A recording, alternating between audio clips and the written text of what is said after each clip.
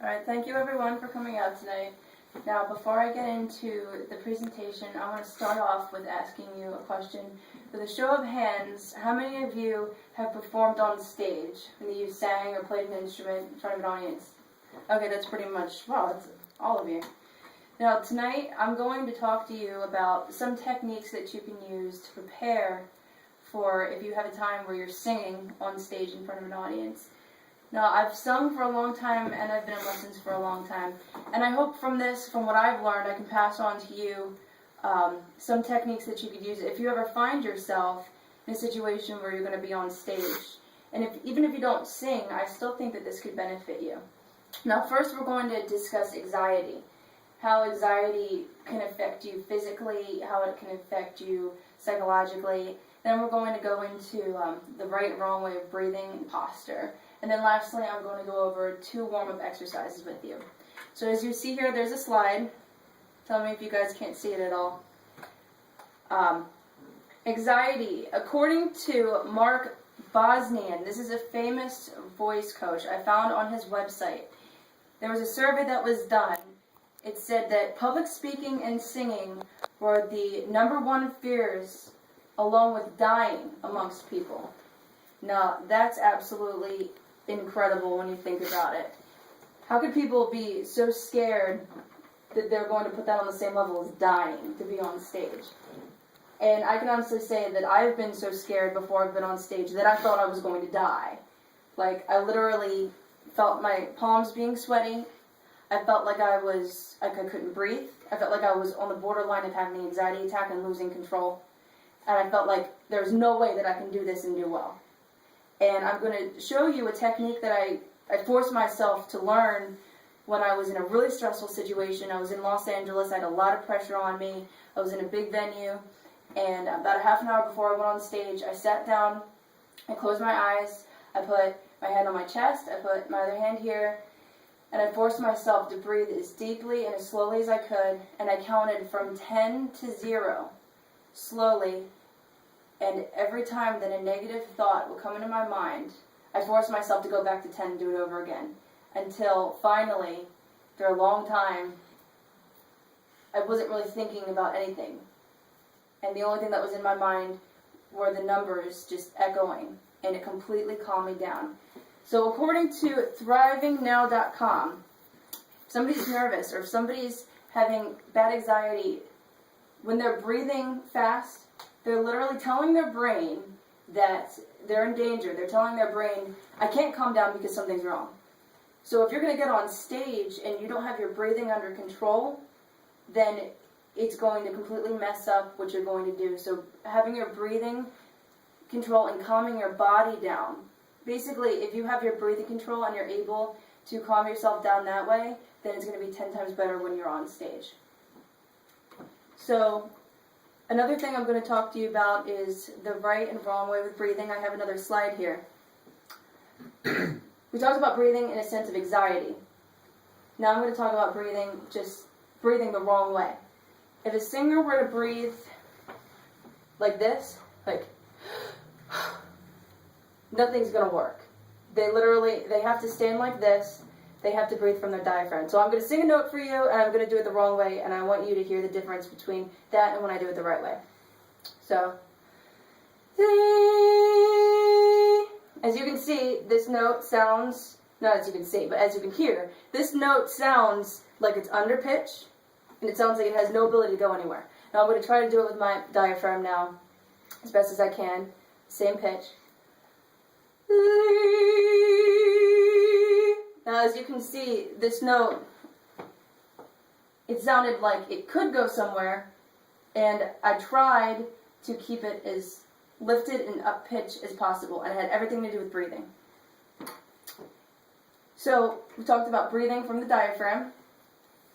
Also, before you take a breath, it's really important to do it in almost like a yawn, you have to set yourself up, and it's good to lift your eyebrows. You have to plan for it, and you have to think, okay, now I'm going to take a breath, and then sing. And I'm very, I use my hands a lot when I sing because I'm a very visual person, so that helps for me. So now I'm going to do 2 warm-up for you guys, and I have my last slide right here. This is very, very simple. Girls can do this. Also, guys can do this. It's called a vocal yell. Some people call it a siren.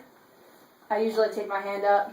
It's very important to stand this way. Keep your feet aligned. Keep your head straight. And what that does is especially for a soprano. If someone's not a soprano, they're an alto, they can do it a little lower, like yee, something like that.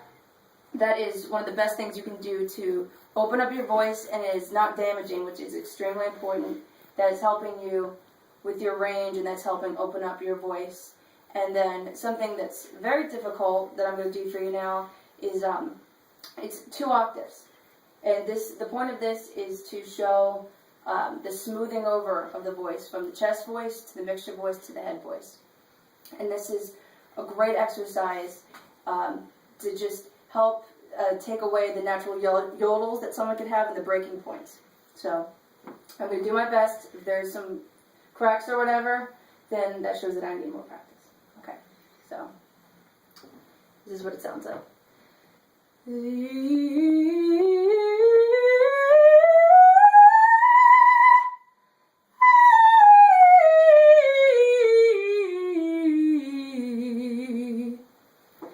So it's really important for someone that's in training, like me and like everyone who's a singer is always in training, to constantly be doing exercises that smooth over all your registers. So when you sing a song, which is in different registers in different places, it's going to be smooth and it's going to help you from cracking. So it's a really great exercise. So in conclusion, we talked about anxiety. We talked about how it can affect you psychologically and physically. We talked about breathing, the right and wrong way to breathe. And lastly, some exercises. So I hope that you learned something new, and whether you're a singer or not, I hope that you are able to use this if you ever find yourself in a situation where you have to be on stage. So does anyone have any questions? I noticed that you did that very smoothly. How often do you practice? Not often enough. A singer should really practice as much as a runner should practice, because it's a muscle, your voice is a muscle, and it can be out of shape so easily. So I practice, honestly, I probably practice like once a week. It's horrible, and I need to practice more. Anyone else? AJ? Yeah, you spoke earlier on about, different exercises helping you get through the anxiety of going on stage. I wanted to know, is there anything that helps you more towards the heat of the moment, like last-minute anxiety, something that works for you better than another technique? I think the only thing, last minute, if I don't have a chance to physically calm down, the only thing that'll get me through is really the adrenaline of just being on stage. And it could get to a point where I start singing, and then I hear myself, and I'm like, okay, this isn't so bad, and then I just get confidence as I go. But for a singer, if you start off, or for anyone, if you're performing and you start off horribly, the whole time your confidence is going to be low, and you're going to be afraid that it's going to happen again. Or you're going to just think about that mess up the whole time, and then you're going to mess up even more because you're going to be preoccupied with thinking about how you messed up. So it's really important to just do your best, get the first few notes going so you can just lift off and feel confident as you go. So, anyone else?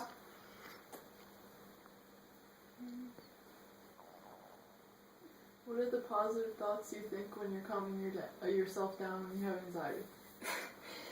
Really, the only thing that's ever really worked for me is I have to give myself a pep talk, and I tell myself, okay, this already happened, and you already did a great job, so you have nothing to worry about. Like, this is going to sound stupid, but I pretend that I'm in a time machine, and I already saw the future, and I already saw success, so I'm like, alright, I have nothing to worry about. I was already successful. There's no chance to mess up because I already know the future. I basically tell myself there's no room for mess up. I don't allow anxiety or insecurity an inch. I mean, it happens, but I try not to give it an inch, because if you give it an inch, it's going to take all of you, and it's really bad.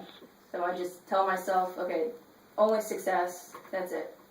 And that's it. Sometimes it works, sometimes it doesn't, so you're always going to be nervous. It's just a matter of practice. And the most important thing is that if you are afraid and you can't get rid of it, you have to fake it, and you have to pretend like you're not. You have to act. And the more you do that, the easier it's going to come and it won't be acting anymore. So, all right, thank you.